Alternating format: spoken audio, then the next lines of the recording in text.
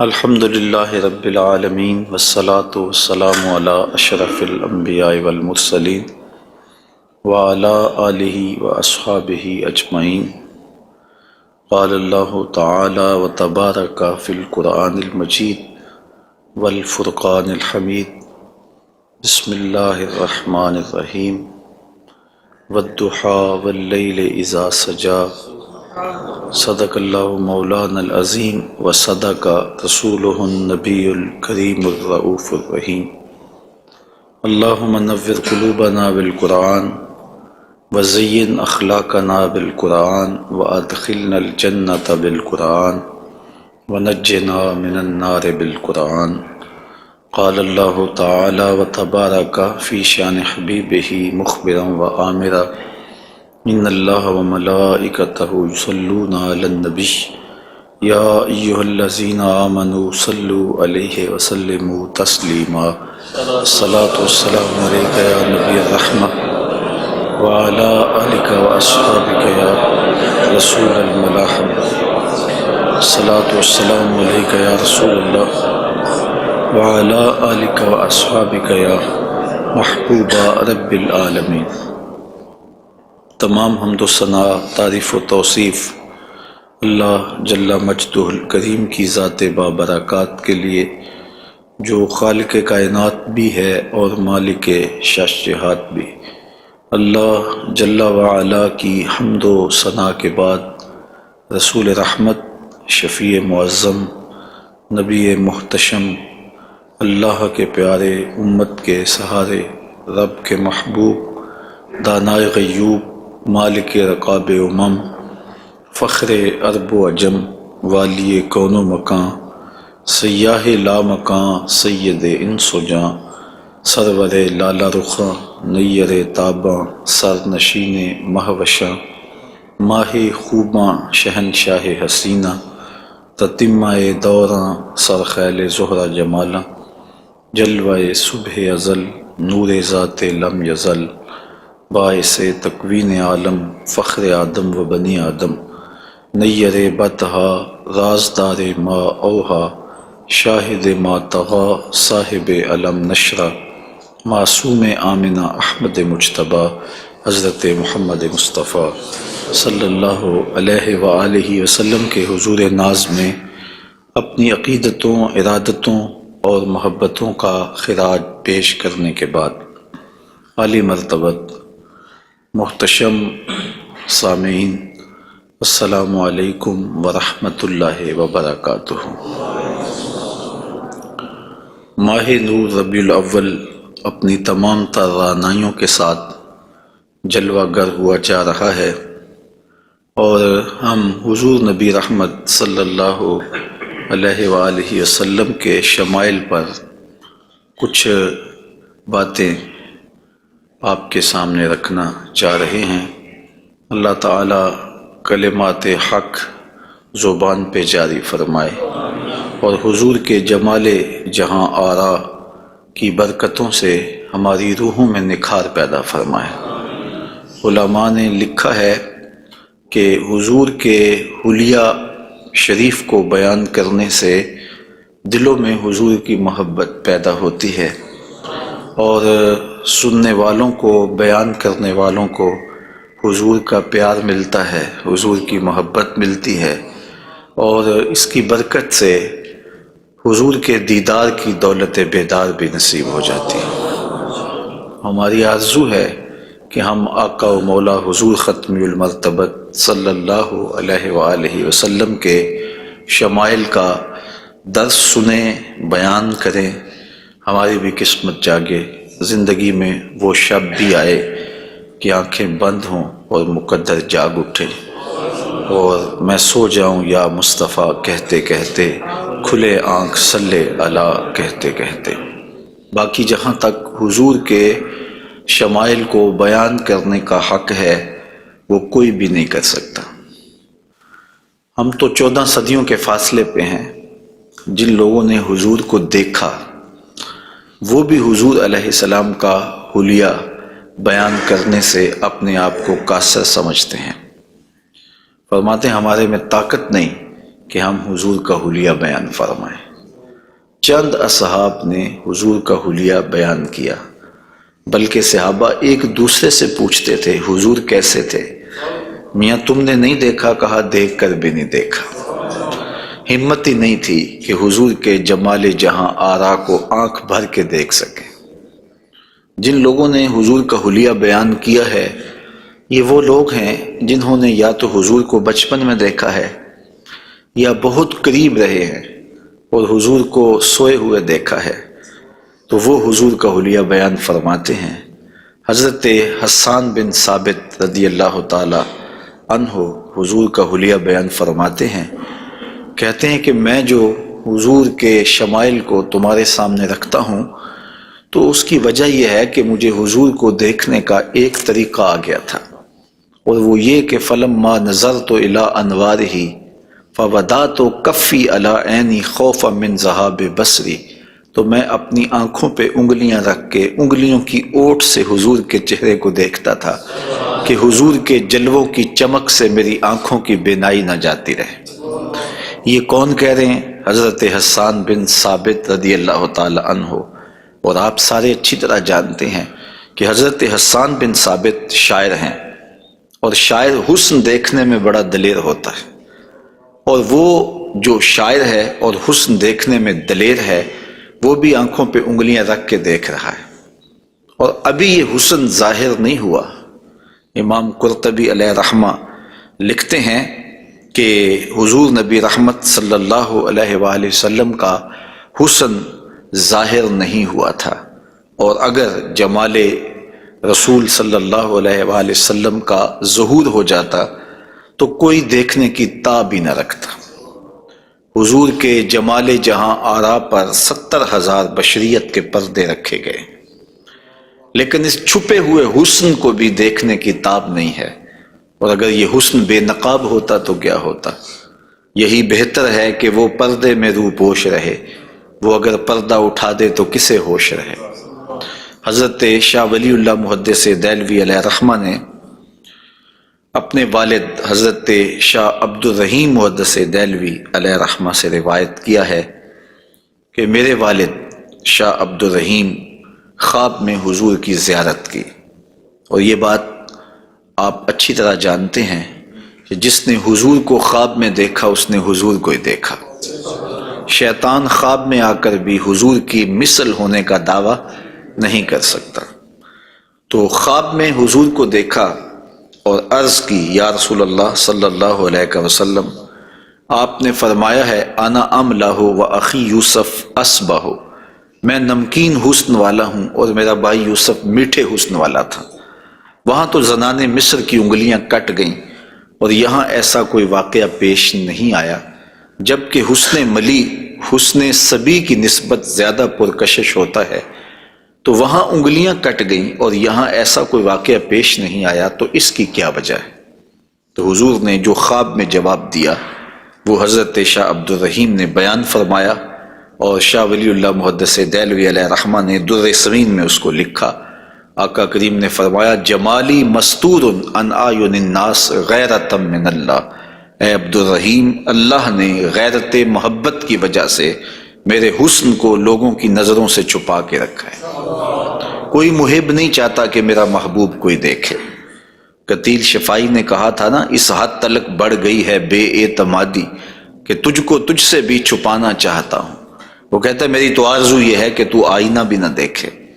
تو محب کی غیرت ہوتی ہے کہ اس کے محبوب کو کوئی نہ دیکھے، تو کہا کہ میرے حسن کو لوگوں کی نظروں سے چھپا کے رکھا گیا ہے، اور اگر یہ حسن ظاہر کر دیا جاتا تو کوئی تاب نہ لا سکتا۔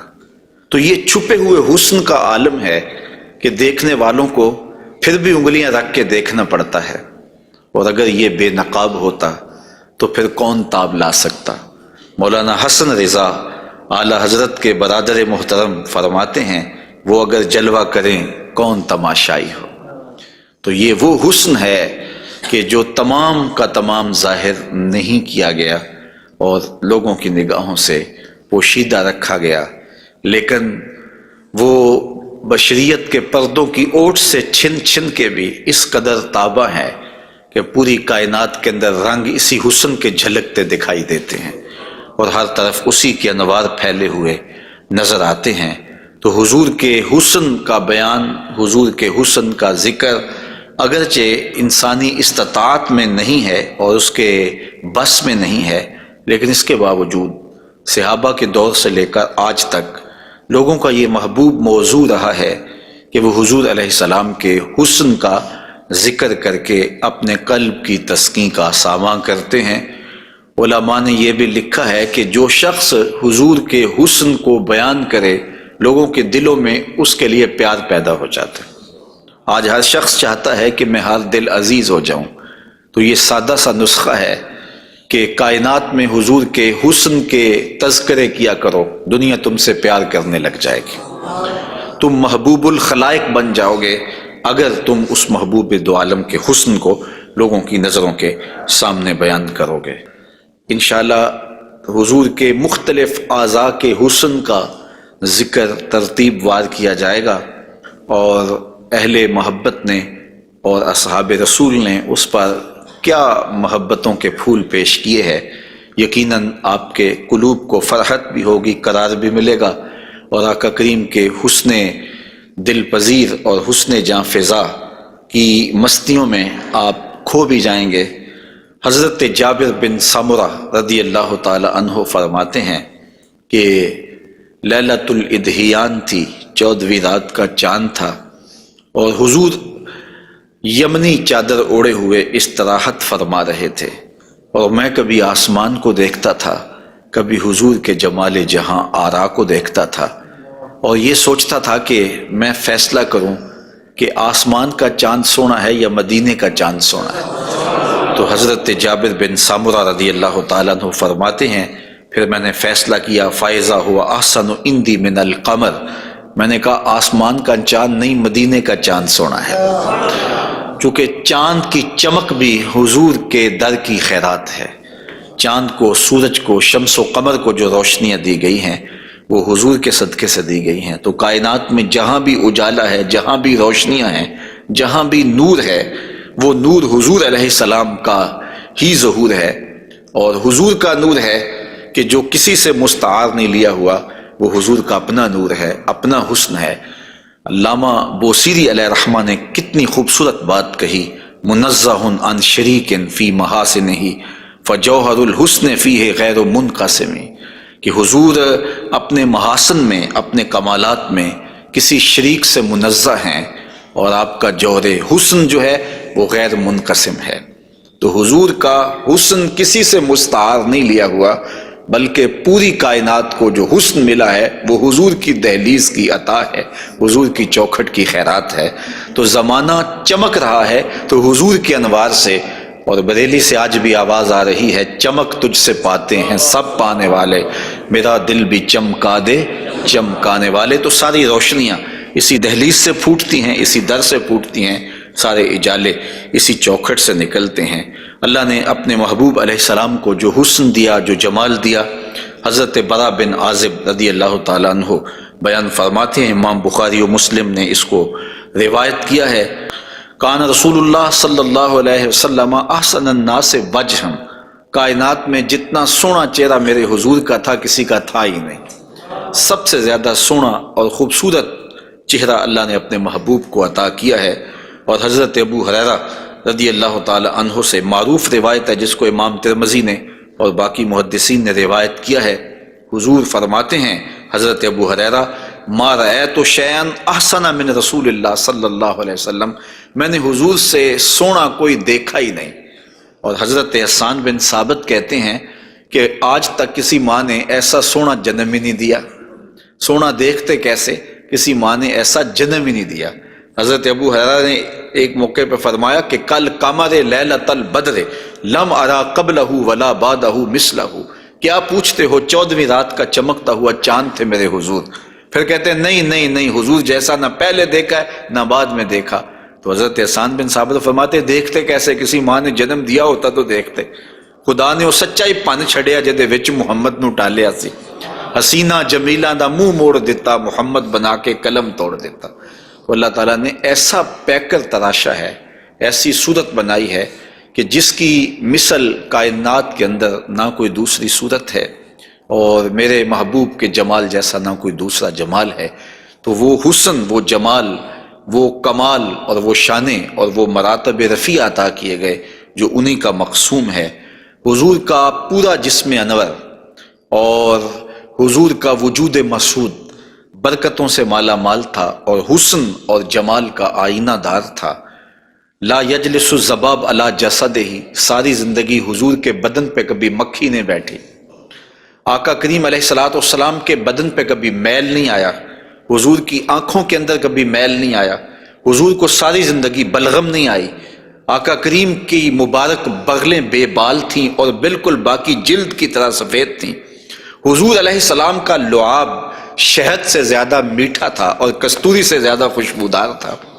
حضور کے فضلات مبارکہ جو ہے وہ امت کے حق میں پاک ہیں، اور جہاں حضور علیہ السلام قضائے حاجت کے لیے جاتے تو وہاں بعد میں جا کے دیکھا جاتا تو کوئی چیز نظر نہ آتی سوائے کستوری کی خوشبو کے۔ تو آقا کریم علیہ الصلوۃ والسلام کو کبھی جمائی نہیں آئی، کبھی حالت نیند میں حضور نبی رحمت صلی اللہ علیہ وآلہ وسلم ناپاک نہیں ہوئے، حضور نبی رحمت صلی اللہ علیہ وسلم پر کوئی نجاست نہیں آئی، اور آقا کریم کے بدن کا سایہ بھی نہیں تھا تاکہ زمین کے اوپر حضور کا سایہ نہ گرے۔ کائنات میں ایسا کون ہو سکتا ہے جیسا آمنہ کا لال تھا؟ تو وہ حسن دیا گیا، وہ جمال دیا، جس پہلو سے دیکھو حضور بے مثال نظر آتے ہیں اور بے مثل نظر آتے ہیں۔ آئیے ہم حضور نبی رحمت صلی اللہ علیہ وآلہ وسلم کے جسم کے حوالے سے پہلے کچھ بات کریں اور پھر حضور کے اعضاء کی طرف چلتے ہیں۔ حضور کا مبارک جسم بے سایہ تھا، اور یہ سایہ نہ چاند کی چاندنی میں دکھائی دیتا تھا اور نہ سورج کی روشنی میں پڑتا تھا۔ حضرت ذکوان رضی اللہ تعالی عنہ روایت کرتے ہیں، فرماتے ہیں کہ ان رسول اللہ صلی اللہ علیہ وسلم لم یکن یرا لہ ظل فی شمس ولا قمر، حضور کا سایہ نہ سورج کی روشنی میں ہوتا تھا اور نہ چاند کی چاندنی میں ہوتا تھا۔ اور حضرت عثمان رضی اللہ تعالی عنہ خلیفہ ثالث رضی اللہ تعالی عنہ اس کی وجہ بیان فرماتے ہیں کہ حضور کا سایہ کیوں نہیں تھا۔ فرماتے ہیں ان اللہ ما اوقع ظلک علی الارض لئلا یدع انسان قدمہ علی ذلک الظل، اللہ تعالیٰ نے محبوب کا سایہ زمین پہ اس لیے نہیں پڑنے دیا کسی انسان کا قدم محبوب کے سائے پہ نہ آ جائے۔ اللہ اکبر۔ لیکن حضرت شیخ احمد مجدد الفسانی علیہ رحمہ نے ایک بڑی خوبصورت بات کہی، اور ہمارے لیے وہ بڑی ٹھنڈک اور بڑی تسکین کا ساماں ہے۔ وہ فرماتے ہیں کہ اورا صلی اللہ علیہ وسلم سایہ نبود، آقا کریم علیہ السلام کا سایہ نہیں تھا۔ در عالم شہادت، اس عالم شہادت میں حضور کا سایہ نہیں تھا، اور یہ بات ثابت ہے، اور تقریباً تمام مکاتیب فکر کے لوگ، ایک دو مکتبہ ہائے فکر کے علاوہ باقی سارے اس بات کو تسلیم کرتے ہیں۔ رشید احمد گنگوہی نے بھی یہ بات لکھی ہے، امداد السلوک کے اندر یہ روایت موجود ہے کہ بتواتر ثابت شد کہ حضرت علی سایہ نہ داشتن۔ وہ کہتے ہیں کہ یہ بات تواتر کے ساتھ ثابت ہے کہ جناب صلی اللہ علیہ وسلم کا سایہ نہیں تھا۔ تو حضرت شیخ فرماتے ہیں کہ عالم شہادت میں حضور کا سایہ نہیں تھا۔ شیخ احمد مجدد الفسانی، کیوں سایہ نہیں تھا؟ فرماتے ہیں سایہ ہر شخص از شخص لطیف تر است، کسی چیز کا سایہ اس شے سے زیادہ لطیف ہوتا ہے، چون لطیف تر از وی صلی اللہ علیہ وآلہ وسلم در عالم نہ باشد اورا سایہ چے صورت دارد۔ جب حضور سے لطیف کائنات میں شے ہی کوئی نہیں ہے تو پھر سایہ کیا معنی رکھتا ہے؟ کائنات میں حضور سے لطیف ہے ہی کوئی چیز نہیں ہے، حضور کی مثل عالم امکان میں ممکن ہی نہیں ہے۔ اب مجھے یہ بتائیں کہ جس کا سایہ بھی نہیں تھا اس کا ثانی ہو سکتا ہے؟ تو یہ کون خاکے تراش رہے ہیں؟ کس کے خاکے تراش رہے ہیں؟ خاکے تو خاکیوں کے ہوتے ہیں۔ جو پیکر نور ہو، جس کا سایہ بھی نہیں ہے، اس کے خاکے کیسے ہو سکتے ہیں؟ تو حضور کی مثل تو بزم عالم میں ممکن ہی نہیں ہے۔ اقبال بھی بول پڑے رخ مصطفیٰ ہے وہ آئینہ، کہ اب اس سا دوسرا آئینہ نہ کسی کی بزم خیال میں، نہ دکان آئینہ ساز میں۔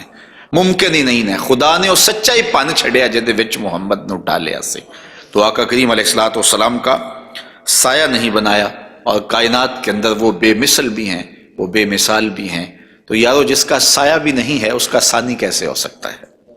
تو آقا کریم علیہ الصلوۃ والسلام کا مبارک قد انور، حضور کا جسم نور، اللہ تعالیٰ جل شانہ نے حضور کو قد رانا دیا ہوا۔ امیر خسرو نے کہا تھا نا، پری پیکر نگارے سرو قد لالا رخسارے، سراپا آفتے دل بود شب جائے کہ من بودم، خدا خود میرے مجلس بود اندر لا مکان خسرو، محمد شم محفل بود شب جائے کہ من بودم۔ تو حضور کا قد انور، اللہ اکبر، اس کے بارے میں حضرت سیدنا علی المرتضیٰ رضی اللہ تعالی عنہ سے مروی روایت سنیے۔ فرماتے ہیں لم یکن بالطویل الممغت ولا بالکثیر المتردد وکان ربعۃ من القوم لم ارى قبلہ ولا بعدہ مثلہ۔ فرمایا کہ حضور علیہ السلام کا قد لمبا بھی نہیں تھا، حضور پست قامت بھی نہیں تھے، حضور درمیانی قد و قامت کے حامل تھے۔ پھر آگے کہتے ہیں نہیں حضور جیسا نہ پہلے دیکھا نہ بعد میں دیکھا۔ اور حضرت انس رضی اللہ تعالیٰ عنہ فرماتے ہیں کان رسول اللہ صلی اللہ علیہ وسلم لیس بالذاہب طولا وفوق الربا اذا جامع القوم غمرہم۔ فرماتے ہیں حضور پست قامت نہیں تھے، حضور درمیانی قد و قامت کے تھے۔ پھر کہتے ہیں نہیں، درمیانی قد و قامت سے بھی اٹھتا ہوا حضور کا قد تھا، یعنی قد اتنا لمبا نہیں تھا کہ بہت لمبا قد بھی اچھا نہیں لگتا اور پست قامتی بھی عیب ہے، تو درمیانہ قد ہونا یہ حسن ہے، لیکن درمیانے سے بھی کچھ اٹھتا ہوا یہ مزید حسن ہے، اور یہ اللہ نے اپنے محبوب کو قد دیا تھا۔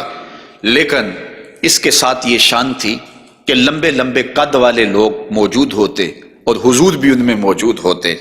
اذا جامع القوم غمرہم، جب حضور تشریف فرما ہوتے تو حضور سب سے اونچے دکھائی دیتے، قد درمیانہ تھا لیکن دکھائی اونچے دیتے۔ علماء نے اس کی تشریح میں لکھا ہے کہ حضور علیہ الصلوۃ والسلام کا یہ معجزہ تھا، یہ شان تھی، یہ نبوی وجاہت تھی کہ حضور سب سے اونچے دکھائی دیتے تھے۔ ام معبد جو حضور کا حلیہ بیان کرتی ہیں، اور انشاءاللہ ان سے مروی روایت اور ان کا تفصیلی واقعہ ہم آگے چل کے بیان بھی کریں گے، تو وہ حضور کے قد پر کہتی ہیں غصن بین غصنین، دو شاخوں کے درمیان اٹھتی ہوئی جیسے شاخ ہوتی ہے، اس طرح حضور کا قد رانا تھا۔ تو آقا کریم علیہ السلام کا قد، اللہ اکبر۔ حضرت انس سے ایک اور روایت سن لیجئے، وہ فرماتے ہیں کان رسول اللہ صلی اللہ علیہ وآلہ وسلم احسن الناس قواما و احسن الناس وجہا، کہتے ہیں جیسی قد و قامت میرے حضور کی تھی، کائنات میں اتنا سونا قد کسی کا نہیں، اور جتنا سونا چہرہ میرے حضور کا تھا ایسا سونا چہرہ کسی کا نہیں ہے۔ قد بھی سونا اور چہرہ بھی سونا، اور زمانے میں اتنا سونا رب نے کوئی پیدا ہی نہیں کیا، چونکہ سب سے حسین سب سے جمیل اپنے محبوب کو بنایا۔ لکھاں آئے لوگ زمانے تے محبوب خدا جیا کوئی نہیں، لکھاں سونے بن بن بیندے نے اودی خاکے پا جیا کوئی نہیں۔ جو حسن انہیں دیا، جو جمال انہیں دیا، وہ انہی کی خوبی ہے۔ حضور نبی رحمت صلی اللہ علیہ وآلہ وسلم کے قدموں کے حسن کا ذکر کرتے ہیں۔ حضرت نبی رحمت صلی اللہ علیہ وآلہ وسلم کے مبارک قدموں کی جو ہتھیلیاں تھیں وہ پرگوشت تھیں، اور انگلیاں قوی بھی تھیں، مضبوط تھیں اور خوشنما تھیں، اور مبارک تلوے گہرے تھے اور صاف تھے، نرم تھے اور چکنے تھے۔ اگر ان پر پانی ڈالا جائے تو پانی بہہ جاتا، اور جب آقا کریم چلتے تو حضور ایسے لگتا جیسے بلندی سے نیچے اتر رہے ہیں۔ وقار کے ساتھ حضور قدم زور کے ساتھ اٹھاتے اور وقار کے ساتھ آگے بڑھاتے، اور یوں محسوس ہوتا کہ جس طرح بلندی سے حضور نیچے کی طرف آ رہے ہیں۔ آقا کریم علیہ الصلوۃ والسلام بہت تیز چلتے نہیں تھے، لیکن ایسے لگتا تھا جس طرح زمین حضور کے لیے لپیٹ دی گئی ہے، اور اگر لوگ حضور کے ساتھ چلنا چاہتے تو حضور کے ساتھ چل نہیں سکتے تھے۔ اللہ نے اپنے محبوب کو وہ رفتار عطا فرمائی، زمین بھی سمیٹ دی گئی تھی حضور کے لیے، اور وقت بھی سمیٹ دیا گیا تھا حضور کے لیے۔ اور آقا کریم علیہ الصلوۃ والسلام کے قدم مبارک کی انگلیاں وہ بڑی خوبصورت تھیں، لیکن جو درمیان والی انگلی ہے وہ انگلی باقی انگلیوں سے زیادہ قد آور تھی، لمبی تھی۔ آئیے ذرا اس انگلی کا حال حضرت میمونہ بنت کردم رضی اللہ تعالی عنہا سے سنیے۔ یہ ایک صحابیہ ہیں جو اپنے والد گرامی کے ساتھ حضور کی خدمت میں حاضر ہوئیں۔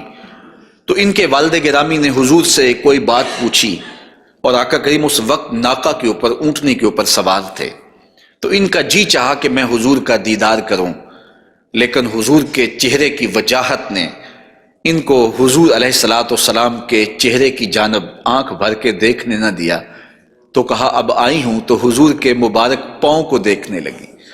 تو حضرت میمونہ بنت کردم فرماتی ہیں فما نسیتو فی ما نسیتو طول اصبع قدمہ السبابہ علی سائر اصابعہ، کہا مدت ہو گئی ہے میں نے حضور علیہ السلام کو دیکھا تھا، اور حضور کے مبارک پاؤں کی انگلیوں میں سے جو درمیان والی انگلی ہے، اس انگلی کا جو قد باقی انگلیوں سے تھوڑا سا لمبا تھا، آج تک میری آنکھوں سے وہ حسن نہیں ہٹتا ہے، وہ حسن ہی زائل نہیں ہوتا ہے، اب تک میری نگاہوں میں وہی جلوے ہیں کہ حضور علیہ السلام کی انگلی جو ہے وہ باقی انگلیوں کی نسبت جو ہے وہ زیادہ درمیان والی انگشت سبابہ جو تھی وہ زیادہ لمبائی میں تھی۔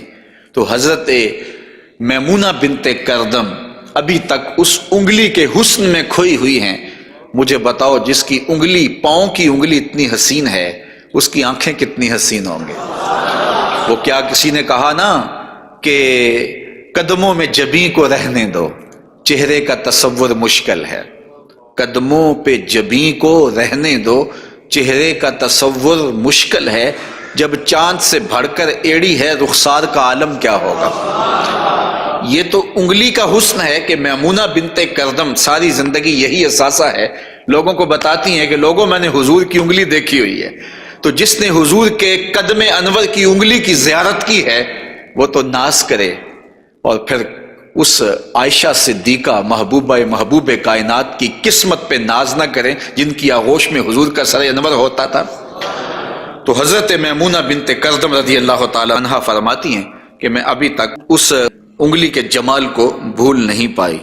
آقا کریم علیہ الصلاۃ والسلام کے قدموں کے بارے میں آتا ہے کہ کان رسول اللہ صلی اللہ علیہ وسلم احسن البشر قدما، کائنات میں جتنے سونے قدم میرے حضور کے تھے اتنے سونے قدم بھی کسی کے نہیں تھے۔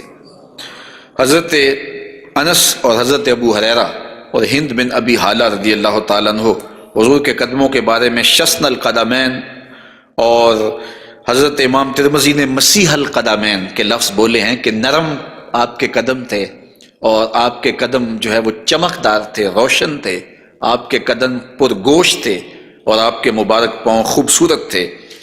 اور تلوے جو تھے اس کے بارے میں دو روایات ہیں، ایک روایت یہ ہے کہ اخمسان، اور ایک روایت کے اندر لفظ ہیں لیس لہا اخمس، کہ جو تلوے ہیں وہ درمیان سے جو ہیں وہ پرگوشت تھے، اور ایک ہے کہ درمیان سے پرگوشت نہیں تھے۔ تو یہ دو روایات کی تطبیق کیسے ہوگی؟ بعض نے کہا کہ حضور کے مبارک تلوے جو تھے وہ درمیان سے پرگوشت نہیں تھے، اور بعض نے کہا کہ بالکل درمیان سے پرگوشت ہی تھے اور بالکل سیدھے تھے۔ علماء نے کہا کہ درمیان سے خلا تو تھا، لیکن جب حضور قدم رکھتے تھے تو آقا کریم علیہ السلام قدم جو ہے وہ پوری طرح جماؤ کر کے رکھتے تھے، اور جب وہ نقش بنتا تھا تو وہ نقش پورا بنتا تھا۔ اور یہاں محدثین نے کمال کر دی، کہا رب نے یہ نہیں چاہا کہ میرے محبوب کے تلووں کا نقش ناتمام بنے، نقش پورا بنتا تھا۔ تو جنہوں نے نقش کو دیکھ کر تلووں کا اندازہ لگایا انہوں نے کہا کہ نہیں، وہ تلوے بالکل برابر تھے اس لیے کہ نقش پورا بنتا تھا، اور جنہوں کو تلوے دیکھنے کی سعادت نصیب ہو گئی تو انہوں نے کہا نہیں، ہم نے دیکھے ہیں کہ جو ہے وہ درمیان میں جو ہے وہ کم گوشت تھا اور اطراف میں گوشت زیادہ تھا۔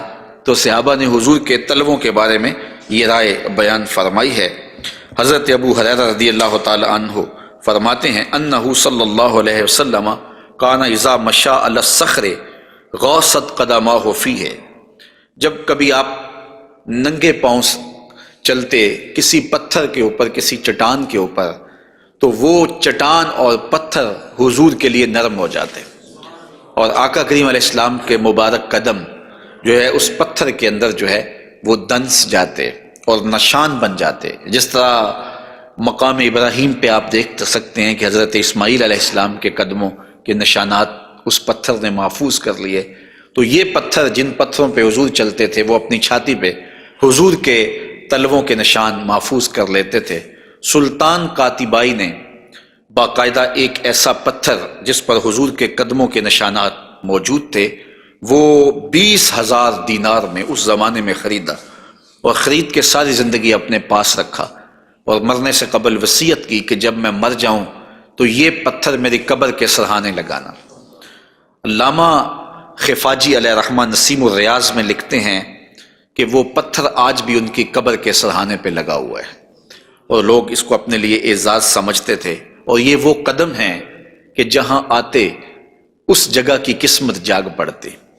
یہ قدم اور یہ مبارک تلوے یہ تو عرش نے بھی چومے ہیں نا۔ اعلیٰ حضرت نے کیا خوب کہا، زہے عزت و اطلاع محمد، کہ ہے عرش حق زیر پائے محمد، کہ عرش حق حضور کے قدموں کے تلے تھا، اور یہ تلوے وہاں عرش الہی پہ لگے ہیں، اور یہ وہی تلوے ہیں جو حضرت جبریل امین کو چومنے کی سعادت بھی ملی ہے۔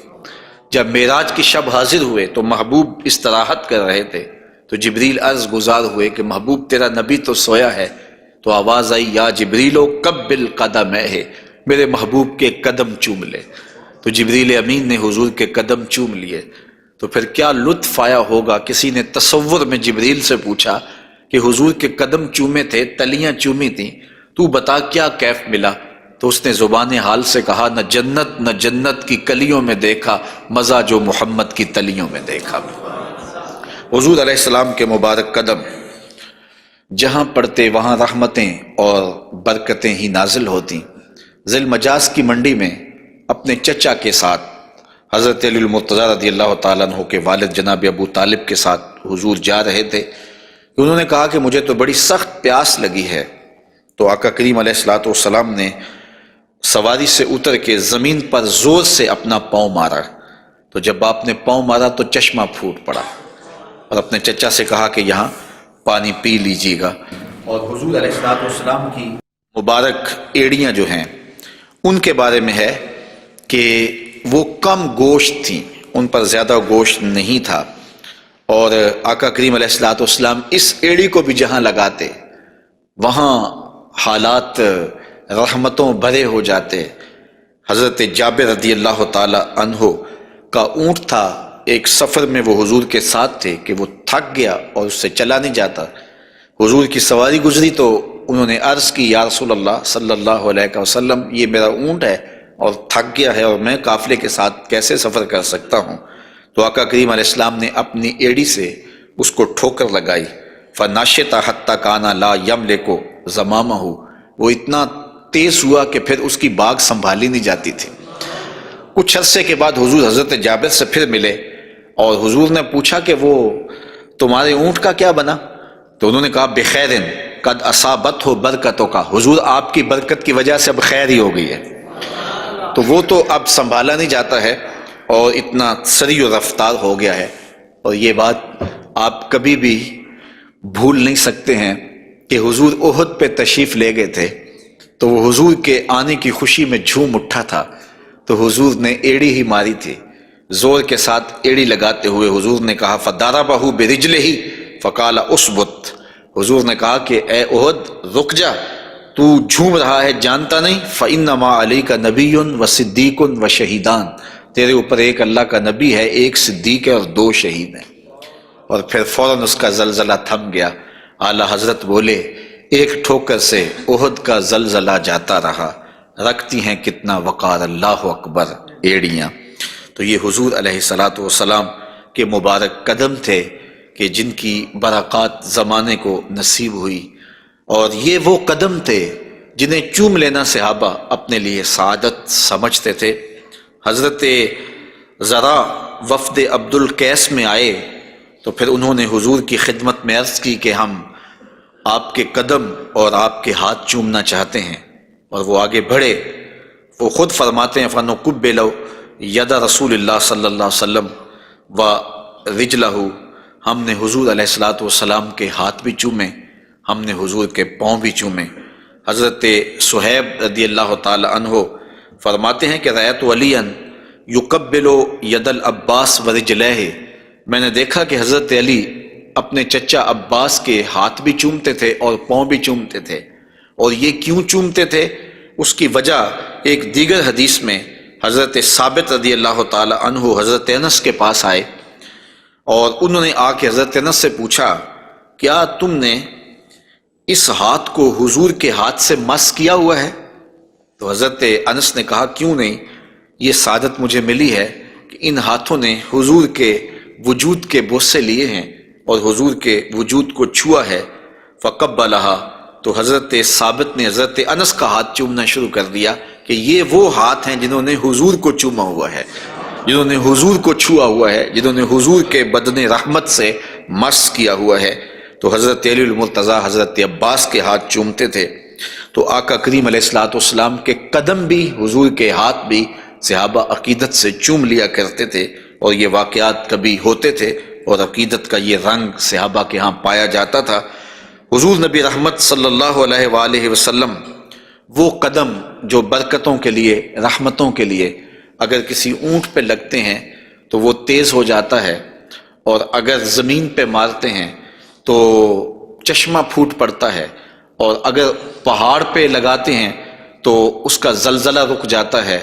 ان قدموں پہ کھڑے ہو کے ساری رات عبادت میں گزار دیتے ہیں، حتیٰ تتورم قدماہ، یہاں تک کہ حضور کے مبارک قدم سوج جاتے ہیں، اور اللہ کے یوں شکر گزار بندے بن کے اپنی زندگی حضور گزارتے ہیں۔ تو آقا کریم علیہ الصلوۃ والسلام کے مبارک قدم خوبصورت تھے، اور اس کی تلیاں بھی خوبصورت تھیں، قدموں کا حسن بے مثال تھا۔ اور آقا کریم علیہ السلام کی پنڈلیوں کے بارے میں، حضور کی پنڈلیوں کے بارے میں حضرت جابر بن سمرہ رضی اللہ تعالی عنہ سے مروی ایک روایت سنیے۔ فرماتے ہیں کان فی ساق رسول اللہ صلی اللہ علیہ وسلم حموشۃ، آقا کریم علیہ الصلوۃ والسلام کی مبارک جو پنڈلیاں تھیں وہ نرم و نازک، پتلی اور خوبصورت تھیں۔ اور آقا کریم کی پنڈلیوں کے بارے میں سراقہ بن مالک رضی اللہ تعالی عنہ نے جو کہا ہے وہ بڑی خوبصورت بات کہی ہے۔ آپ سمجھتے ہیں، آپ جانتے ہیں کہ جب حضور مکے سے ہجرت فرما کے مدینہ تشریف لے گئے تو 100 سرخ اونٹ انعام حضور کی گرفتاری کے لیے رکھا گیا۔ تو سراقہ بن مالک بھی حضور کو گرفتار کرنے کے لیے حضور کا پتہ اور حضور کی تلاش میں نکلا تھا اور حضور کو ڈھونڈ رہا تھا۔ خیر ایک مقام پہ حضور علیہ السلام سے ملاقات ہو گئی، تو یہ اپنے اس برے ارادے سے حضور کی طرف بڑھا تو اس کا اونٹ جو ہے وہ گھٹنوں تک زمین میں دنس گیا۔ اس نے معذرت کی، حضور نے دعا دی، وہ اونٹ باہر نکل آیا تو اس کی پھر نیت بدل گئی، تو پھر دوبارہ اونٹ جو ہے وہ گھٹنوں تک دنس گیا۔ خیر اس نے دوبارہ معذرت کی اور حضور سے کہا کہ آپ مجھے امان نامہ لکھ کے دیں۔ تو حضور نے ان کو امان نامہ دے دیا اور فرمایا کہ تو مجھے گرفتار کرنے کے در پے ہے اور میں تیرے ہاتھوں میں کسرا کے کنگن دیکھ رہا ہوں۔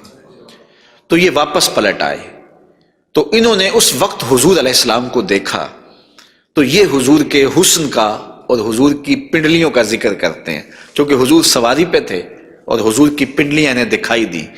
تو حضرت سراقہ بن مالک کہتے ہیں کہ فلما دنوت منہ، جب میں حضور کے نیڑے ہوا اس نیت سے کہ میں حضور کو گرفتار کروں، وہو علی ناقتہ، تو حضور اپنی اونٹنی کے اوپر سوار ہیں۔ تو پھر کیا ہوا؟ تو جعلت انظر الی ساقہ، تو میں حضور کی پنڈلیوں کو دیکھنے لگا۔ ایسا جعلت انظر، میں دیکھنے لگا، میری نظر جم گئی حضور کی مبارک پنڈلی پر۔ وہ کس طرح کہ اتنی خوبصورت تھی، کہتے ہیں کأنہا جمارہ، پنڈلی ایسے تھی جس طرح جمارہ ہوتا ہے۔ آپ نے کبھی دیکھا ہو کھجور کا درخت، تو کھجور کے درخت سے نیچے شاخیں پھوٹتی ہیں، تو جب نئی شاخ نکلتی ہے تو وہ اتنی خوبصورت ہوتی ہے اور اتنی نرم اور نازک اور گداز ہوتی ہے کہ اس کو چھو لینے کو جی چاہتا ہے۔ تو اس شاخ کو عربی میں جمارہ کہتے ہیں۔ تو وہ کہتے ہیں میں حضور کی پنڈلیوں کا کیا بتاؤں، جس طرح وہ کھجور کی تازہ شاخ نکلتی ہے جس کو دیکھنے سے جی نہیں رچتا، حضور کی پنڈلیاں جمارہ کی طرح تھیں۔ تو یہ انہوں نے ایک اپنے محاورے کے مطابق مثال دی، ورنہ حضور علیہ الصلوۃ والسلام کی پنڈلیوں کے لیے کوئی لفظ ہی نہیں ہے جو اللہ نے اپنے محبوب کو پنڈلیوں کا حسن دیا۔ اچھا، حضور کی پنڈلیوں کے بارے میں سنو میرے امام اعلی حضرت نے کیا کہا، کمال کر دی۔ ساک اصل قدم شاخ نخل کرم، اعلی حضرت فرماتے ہیں ساک اصل قدم، جو پنڈلی ہے، جو قدم کی اصل ہے، شاخ نخل کرم، جو کرم کی کھجور ہے، یہ اس کی شاخ ہے۔ اللہ اکبر، شم راہ اصابت پہ لاکھوں سلام۔ تو حضور علیہ الصلوۃ والسلام کو اللہ تعالیٰ نے پر نور، پتلی اور جو ہے وہ گوری رنگت کی اور لطیف اور خوبصورت پنڈلیوں سے نوازا تھا۔ اور حضور کے زانوئے منور کے بارے میں حضرت علی المرتضیٰ رضی اللہ تعالیٰ عنہ فرماتے ہیں دخم الکرادیس، رسول کریم صلی اللہ علیہ وآلہ وسلم کے مبارک زانوئے نور کے بارے میں دخم الکرادیس کے لفظ بھی ہیں، اور دوسری روایت مروی ہے سعد ابن ابی شیبہ سے، اس میں لفظ ہیں کان رسول اللہ صلی اللہ علیہ وسلم جلیل المشاش، آقا کریم علیہ الصلوۃ والسلام کے زانو مبارک مضبوط تھے، پرگوشت تھے اور خوبصورت تھے۔ اور اعلیٰ حضرت یہاں بھی اپنی محبت کا اظہار کیے بغیر نہیں رہ سکے، فرماتے ہیں انبیاء طے کریں زانو ان کے حضور، انبیاء طے کریں زانو ان کے حضور، زانوؤں کی وجاہت پہ لاکھوں سلام۔ یہ وہ زانو ہے جہاں نبی بھی زانو طے کرے، یہ وہ شان ہے ان زانوؤں کی۔ حضور نبی رحمت صلی اللہ علیہ وآلہ وسلم کے مبارک قد انور کے فضائل بھی آپ نے سنے، حضور نبی رحمت صلی اللہ علیہ وآلہ وسلم کی پنڈلیوں کا تذکرہ بھی سنا، حضور کے پائے نور کی باتیں بھی آپ نے سنی، اور اب آقا کریم علیہ الصلوۃ والسلام کے بطن اقدس اور حضور علیہ الصلوۃ والسلام کے پہلوؤں کا ذکر آپ کے سامنے کیا جاتا ہے۔ لیکن اگر آپ چاہیں تو ایک چائے میں بھی پی لوں اور ایک آپ بھی پی لیں۔